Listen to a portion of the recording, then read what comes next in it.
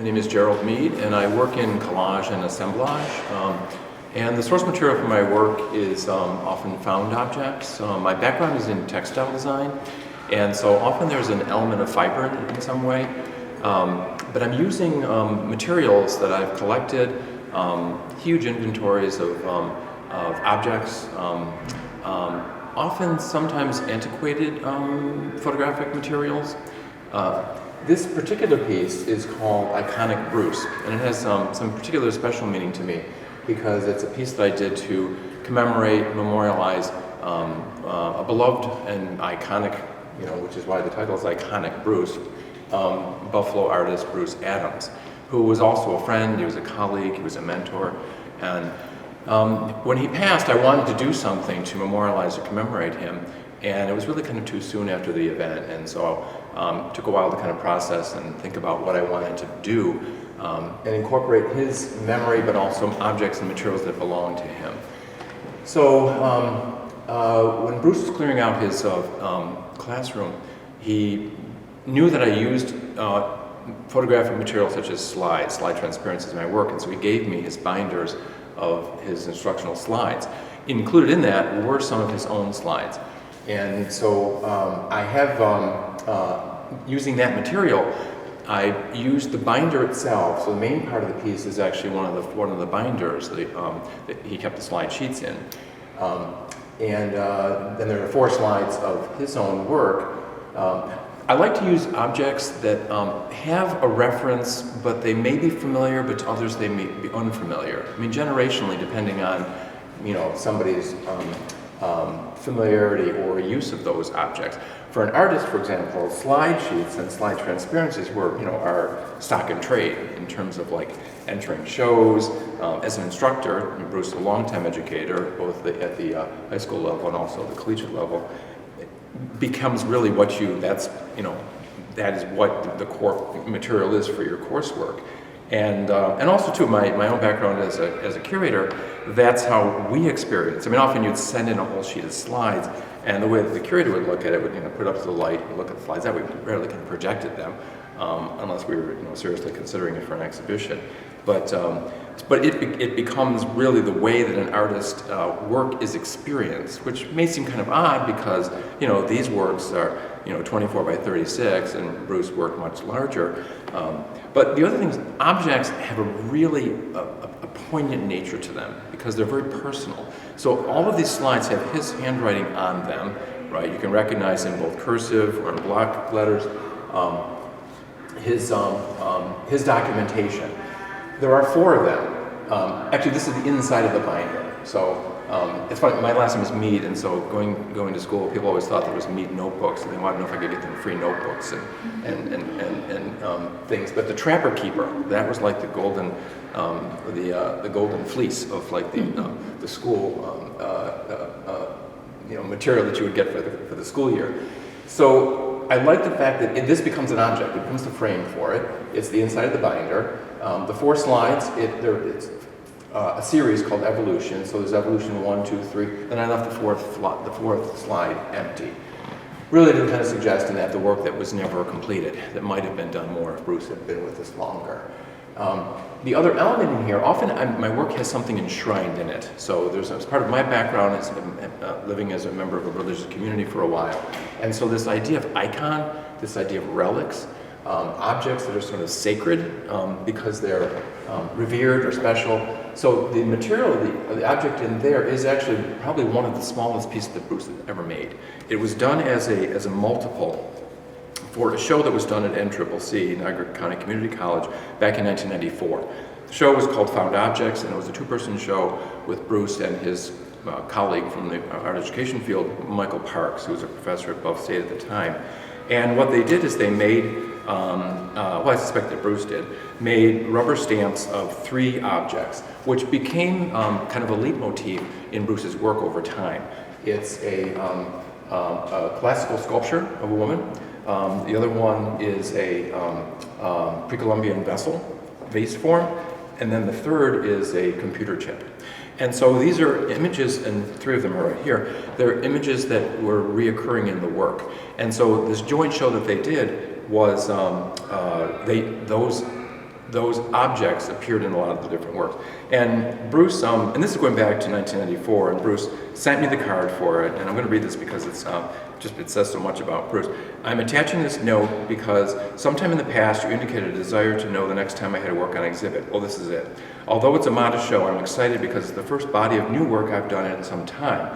NCCC informs me that the weekend openings attract no quote-unquote regular audience, so the only people there will be the ones at our invitation. So please try to attend if you can, or we may find ourselves staring at each other. Well, there are many openings I remember that, having conversations with Bruce and elongated conversations. So this was done as a multiple kind of a takeaway for it. I've made it into like this little box, embedded frame in there, again, to preserve it kind of as an icon or a relic.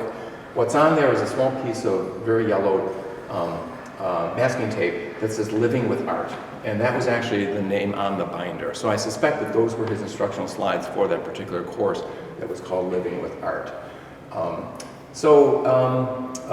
I've labeled the piece "Icon" and then parentheses "Ick Bruce," because it's kind of a double entendre, and often my titles have a double entendre. But for me, it's a way to again commemorate and memorialize Bruce. My works are always very small, they're a diminutive scale. They really require kind of close inspection to kind of take that in. And I like that there are different layers and levels that this can exist on. People who knew Bruce, depending on the level that they knew him, would recognize him through his work or would recognize his handwriting and his signature. And so again, there's a lot of personal connections embedded in this piece. And it's a way of, I think, translating my own aesthetic and my approach to using found objects and really kind of giving reverence to the power that they hold, that they actually become part of the DNA, and also that shared history of Bruce and I as both artists and at points curators of the materials that was really the ephemera in a sense, and this is because they're antiquated, people don't use them anymore, and so there's this kind of unfamiliarity to it. So that's my piece, Iconic Bruce, and thinking of Bruce and remembering him and feeling kind of nostalgic that he won't see it or be able to appreciate it.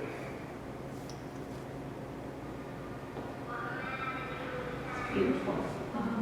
Is when you're working in your medium, and you're working with things that are antiquated and like beyond I'm a younger generation, does it feel like almost you work within like an archive, or because the way you spoke about all these things, they are still so familiar, like it was just yesterday I had this binder, or... Yeah, and actually that, it's a good point because my MFA thesis work was about a major archive that I was given, and it is about archiving, collecting, categorizing, ordering materials, and also, again, I think it's that system that sort of like follows all of those things, because along the lines of even like slides, I mean the whole process that went along with keeping your slides, labeling your slides, keeping your slides in binders, sending your slides out, getting your slides back, having the duplicates made of them.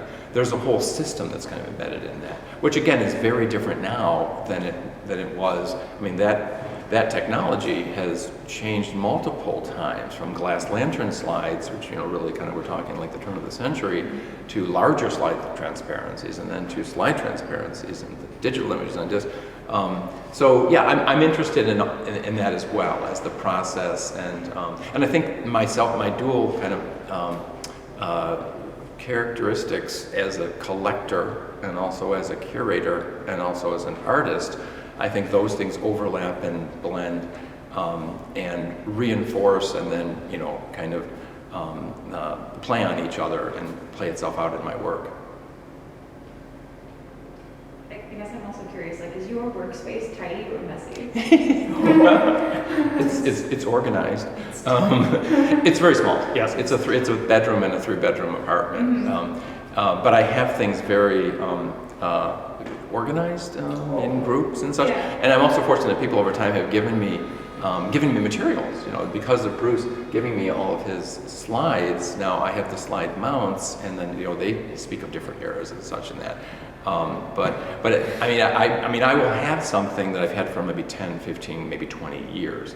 But I know I still have it. I know what it is, and I kind of know where to find it. I also have many, many folders and files, because I'll also have a whole data bank of images that I've collected, in addition to objects that I know. And more recently, what's been happening is I'm using, if I've acquired or bought or gotten like a large volume of something, it will then be used in a series, like let's say, for example, stereoscope cards, or this aluminum slide mounts for slides. So I'll use a quantity of material to create a whole series based on that particular object. So it is actually pretty organized. I mean, it looks messy, I suppose, in a sort, but it's very organized. I mean, it's it's collecting, curating, making art, those three, the interaction between those, that dual set of Jerry's underselling it. It's very tidy. I know, I've been there too.